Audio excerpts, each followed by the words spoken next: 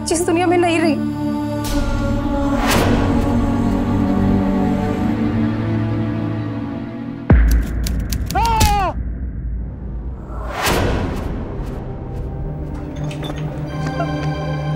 सतीश! सतीश! सतीश! सतीश! छत पे जाके देखो जल्दी। सर चलो।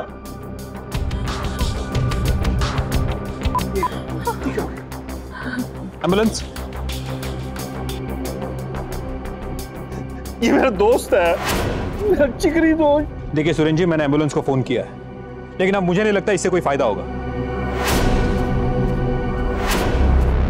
अंदर चलिए। क्यों सर जल्दी। सर वो बंद दरवाजे के पीछे। क्या है बंद दरवाजे के पीछे? सर एक और लाश है। क्या? आइए सर, हटिए।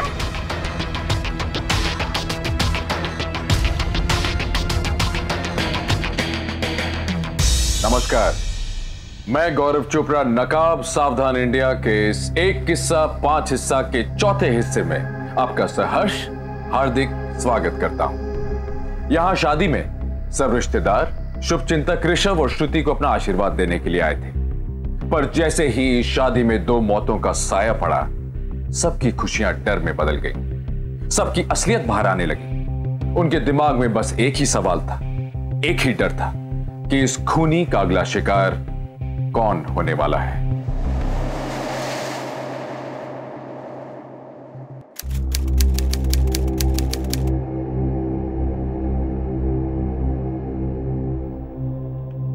ये शादी का घर है या मातम का? लगता है बहुत बड़ी गड़बड़ कर दी आप लोगों ने। तिवारी सर, बाहर के गेट बंद कर दो, किसी को भी बाहर मत जाने देना, समझे? सर। देखिए इंस्पेक्टर, आप बहुत बड़ा रिस्क ले रहे हैं। मैं सर सुरेन, आप अपना मुंह बंद रखिएगा, समझे आप? नहीं तो इन दोनों मर्डर के केस में आपको रिमांड में ले लूंगा, समझे? शायद आप लोग जानते नहीं आप लोग कितनी बड़ी मुसीबत में फंस चुके हो। सर, सर मैंने इस हवेली की छत को अच्छी तरह से चेक किया। इसकी बाउंड्री इतनी ऊंची है कि बिना धक्का दिए तो कोई गिर ही नहीं सकता। देखिए आप सब लोग अपना अपना सामान पैक कीजिएगा, आपको हमारे साथ पुलिस स्टेशन चलना पड़ेगा। एक मिनट इंस्पेक्टर, पहले जरा यहाँ बात कर लीजिए। Hello sir. जी सर, ठीक है सर, मैं ख्याल रखूंगा। ओके। लगता है बहुत ऊपर तक पहुंच है आपकी। मैं आप लोगों को पुलिस स्टेशन नहीं ले जा सकता, इसका मतलब ये नहीं कि मेरे आदमी यहां नहीं रुक सकते।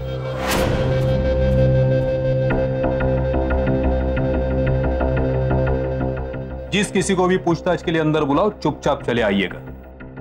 आप लोगों से बहुत इंटरेस्टिंग बातें करनी है मुझे। तिवारी, एक एक करके सबको अंदर भेजिए। सर। साहब, मैंने इस आदमी को छत की तरफ जाते हुए देखा है। सर मैं सच कह रहा हूं, सर मैंने कुछ नहीं किया है। सर मुझे तो लगता है ये काम ना वो अंकल ने किया होगा। वो तेज अंकल है ना सर, उन्हें जब भी देखो वो हमेशा गुस्से में रहते हैं सर। मैंने ही तो आपका फोन करके बुलाया ना, मैंने ही बुलाया ना। क्या आपके बेटी का कोई एक्स बॉयफ्रेंड था? क्या बकवास कर रहे हैं?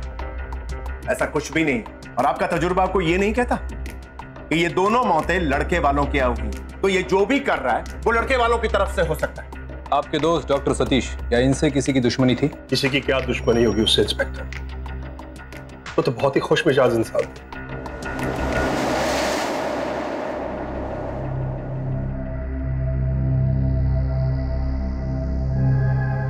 आप सभी लोग यही रुकना चाहते? नहीं इंस्पेक्टर, अब हम यहाँ एक पल के लिए भी नहीं रुक सकते। रही बात शादी की, तो शादी की बात तो अब केस सॉल्व होने के बाद ही होगी। अरे ऐसे कैसे जा सकते हैं आप? कल ऋषभ और श्रुति की शादी है और ये शादी होकर रहे। सुरेंद्र भाई साहब आपको दिखाई नहीं दे रहा, यहाँ 2 कत्ल हो चुके हैं और ऐसे माहौल में शादी कैसे हो सकती है? क्यों नहीं हो सकती है?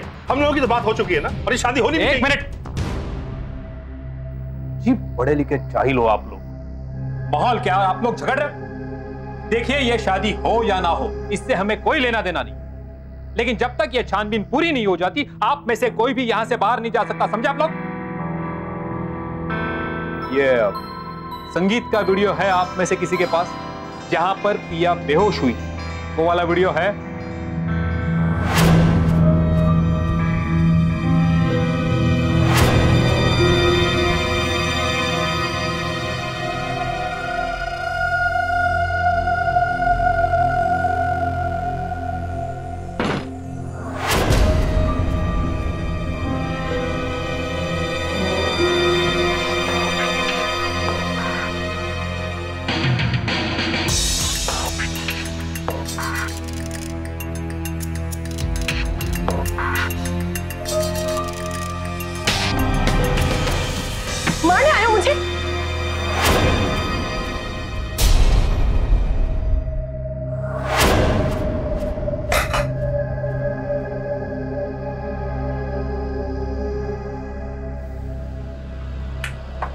तुम्हें ये चाहिए था? हाँ, इसके लिए आए थे तुम कल मेरे घर में ना, इसलिए कल रात को तुम मेरे कमरे में आए थे। ये लो, तुम सारे ले लो, सब ले लो।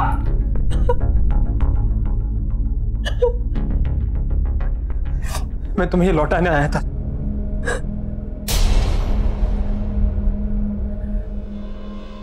यहाँ के स्टाफ में से एक सुभाष, वो मुझे ब्लैकमेल कर रहा था, इसलिए मजबूरन मुझे तुम्हारे गहने चुराने पड़े। लेकिन क्यों?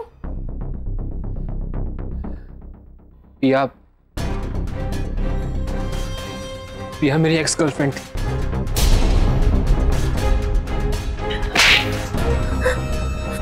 मारो और मारो मुझे, मैं इसी के लायक खुश होती। धोखा दिया तुमने मुझे। नहीं श्रुति, मैंने तुम्हें धोखा नहीं दिया। मैं पिया से कब का ब्रेकअप कर चुका था, पर वो पागल थी, मेरा पीछा नहीं छोड़ रही थी। वो अगर वो तुमसे इतना प्यार करती थी, तुमने उससे शादी क्यों नहीं की? क्योंकि वो मुझसे नहीं, मेरे पैसों से प्यार करती थी। और जब उसे पता चला कि अगर मैंने पापा की मर्जी के खिलाफ शादी की तो वो मुझे अपने जायदाद से बेदखल कर देंगे, उसी वक्त उसने शादी से इनकार कर दिया। तो यहां तक तुम्हारे पीछे क्यों आई है? क्योंकि ना ही वो मुझसे शादी करना चाहती और ना ही मेरी शादी किसी और के साथ होने देना चाहती।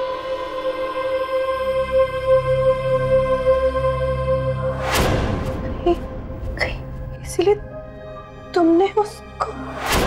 नहीं, मैंने उसे नहीं मारा है, मेरा यकीन करो। मैं तुम्हारे साथ खुश था, और तुम्हें याद है उस दिन तुम, मैं और ताऊजी हम साथ बैठे थे।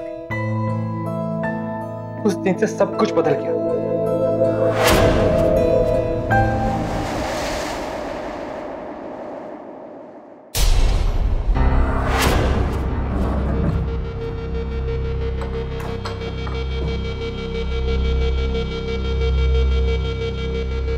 मुझे यहाँ पे क्यों बुलाया?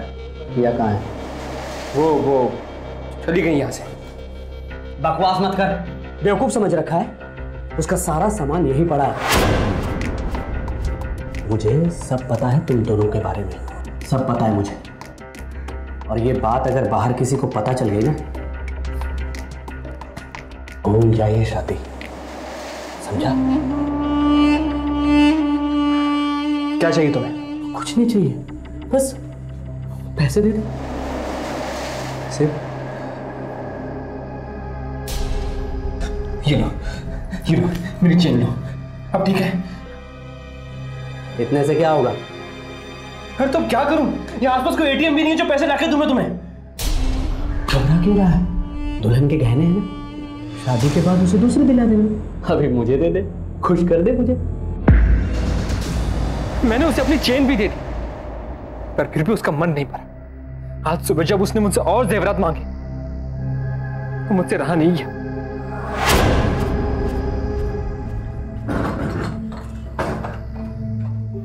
मान ले आए।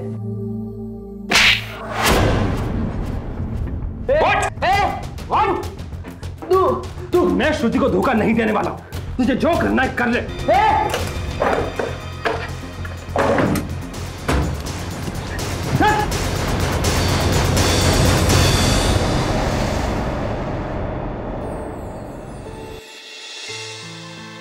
तुम्हें जो सोचना है सोचो, और सच ये है श्रुति, मैं तुमसे बहुत प्यार करता तब से, जब से तुम्हें पहली बार देखा था।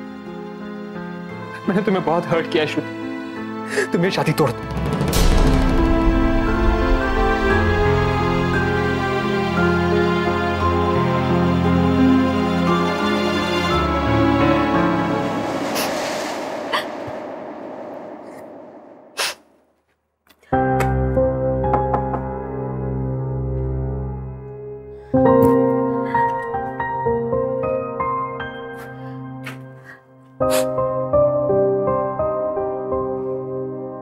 वो मैं आपसे कुछ बात करना चाहता हूं। जी कहिए। सुबह किए हुए बर्ताव के लिए मैं आपसे माफी मांगना चाहता हूं, पर प्लीज प्लीज इस रिश्ते को मत तोड़िए। बहुत उम्मीदें हैं इस रिश्ते के साथ।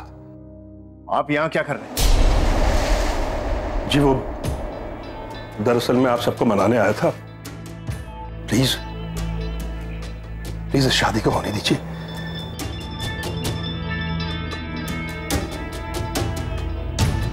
हिंदू शास्त्रों के अनुसार यदि घर के किसी सदस्य की मौत हो जाए तो शादी नहीं हो सकती, और ये मरने वाले दोनों ही इस घर के सदस्य नहीं थे।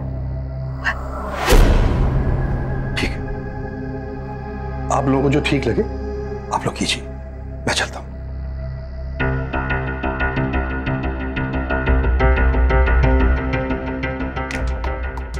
हेलो पंडित जी, आप कल ही आ जाइए, शादी कल ही होगी।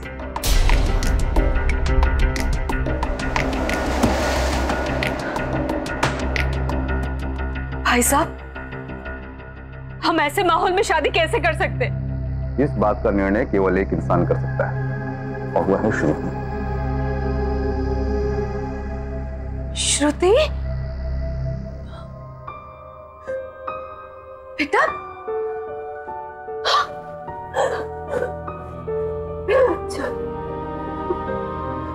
मुझे कुछ समझ नहीं आ रहा माँ, मुझे कुछ समझ नहीं आ रहा। श्रुति बेटा, तुम पर कोई दबाव नहीं, जैसा तुम चाहोगी वैसा ही होगा।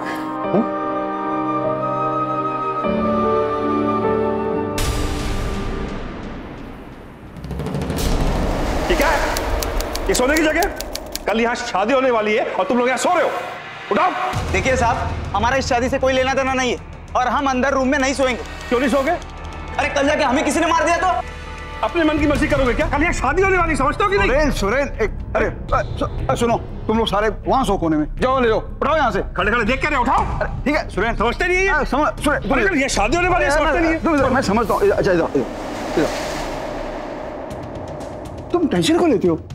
हम रिश्ते के लिए अच्छा सा रिश्ता ढूंढ लेंगे। और अच्छा रिश्ता ढूंढ लेंगे। तुम्हें याद नहीं है कि पंडित जी ने क्या कहा था कि ऋषभ की 27 की उम्र में अगर शादी नहीं हुई तो उसकी जान को खतरा है, खतरा। वो तो ठीक है, लेकिन अभी हमारे पास समय है। कहाँ बचा है समय? ये भी नहीं पता कि इस छानबीन में कितना वक्त लगेगा, और इस बीच में अगर कोई नया रिश्ता नहीं मिला, नहीं, मैं ऋषभ की जान खतरे में नहीं डालूंगा।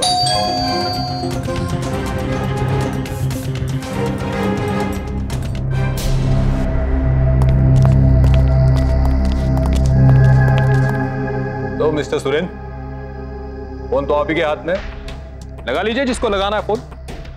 वैसे मैं यहां पर आया हूं डबल मर्डर के जुर्म में अरेस्ट कर।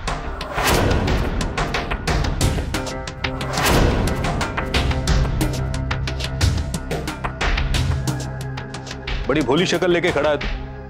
प्रिया तेरी एक्स गर्लफ्रेंड थी ना? थी कि नहीं थी? और तू इसका बेस्ट फ्रेंड बना घूमता ना तू? क्या ये बात तुझे पता नहीं थी? हाँ सर, मेरा प्रिया से ब्रेकअप हो चुका था सर, और श्रुति ये बात जानती है सर। वो यहाँ का एक स्टाफ सुभाष, वो मुझे ब्लैकमेल कर रहा था, पर अब मुझे कोई डर नहीं है सर, क्योंकि मैंने प्रिया को नहीं मारा है सर। कहानी अच्छी बना लेते। चलो आगे की कहानी थाने में सुनाओ। सर ऋषभ सही बोल रहे, मुझे भी पता था, मुझे प्रिया के बारे में पता था सर। देखो, तुम्हें जो भी बोलना है पुलिस स्टेशन आके बोल। एक मिनट इंस्पेक्टर, बहुत थ्योरीज बनाते हैं ना आप, तो आप मुझे ये बताइए, अगर मेरे बेटे ने प्रिया को मारा है तो सतीश को क्यों मारे? अब मर्डर आपके बेटे ने किया तो उनके पीछे की थ्योरी भी यही बताएंगे। क्यों? सबूत है आपके पास? प्रिया के पोस्टमार्टम की रिपोर्ट मिल गई आपको? यह भी तो हो सकता है कि यह सुसाइड केस हो। चिंता मत कीजिए आप, मत चिंता कीजिए इतनी। पोस्टमार्टम की रिपोर्ट तो कल सुबह तक आ जाएगी हमारे हाथ में। बस जैसे ही रिपोर्ट हमारे हाथ में आएगी, आपके बेटे की बारात हम लोग धूमधाम से ले जाएंगे पुलिस स्टेशन। और ये सुभाष कौन है? उठा लो उसको भी।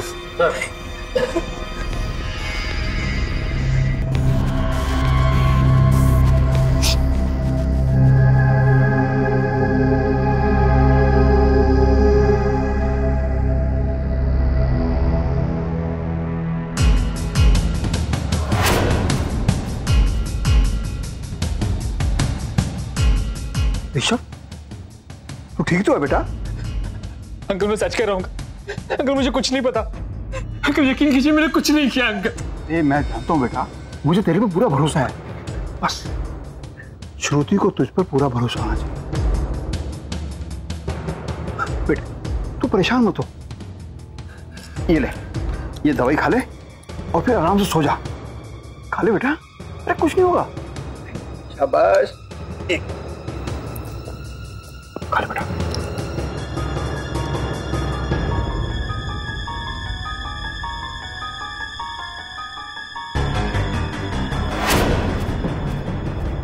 अरे वाह, बहुत बढ़िया।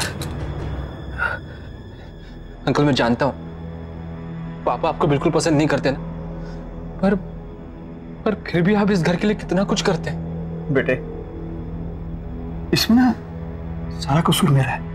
मैंने सुरेन के करोड़ों रुपए का नुकसान कर दिया। उसका गुस्सा भी जायज है, लेकिन बेटा तू ज्यादा बातें मत कर, सो जा। कल बेटा बहुत बड़ा दिन है।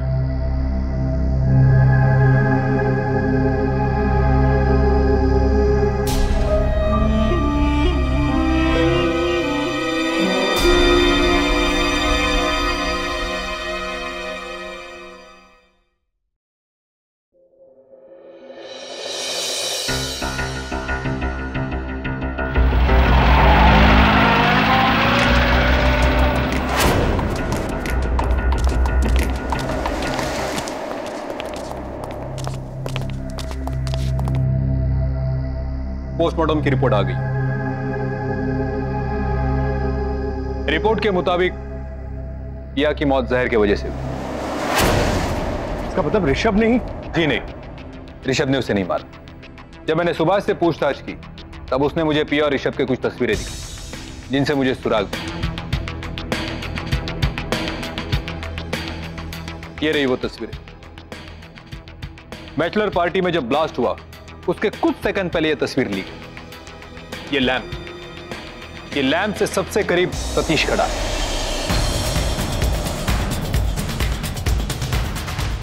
दरअसल पिया तो शिकार थी ही नहीं। ये देखो, यह है संगीत की वीडियो।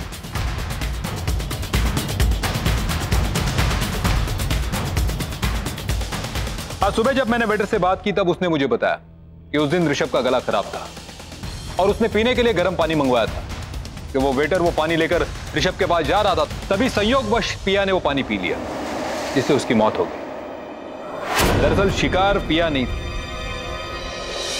शिकार थे ऋषभ और डॉक्टर सतीश।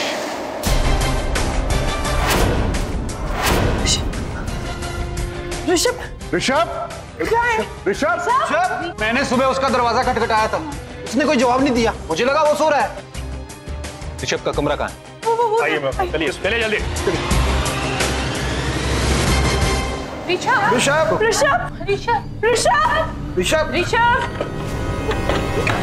ऋषभ, ऋषभ, ऋषभ, ऋषभ,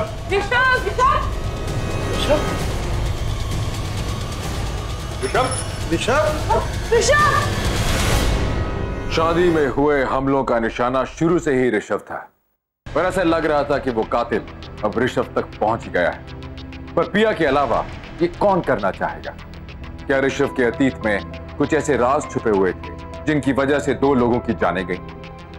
कहां था ऋषभ और किस हाल में था? क्या पुलिस ऋषभ तक पहुंच पाएगी, उसे बचा पाएगी? इन्हीं सवालों के जवाब लेकर इस किस्से के आखिरी हिस्से को लेकर आऊंगा मैं, गौरव चोपड़ा, कल इसी समय इसी चैनल पर। तब तक सतर्क रहिए, सावधान रहिए। जय हिंद।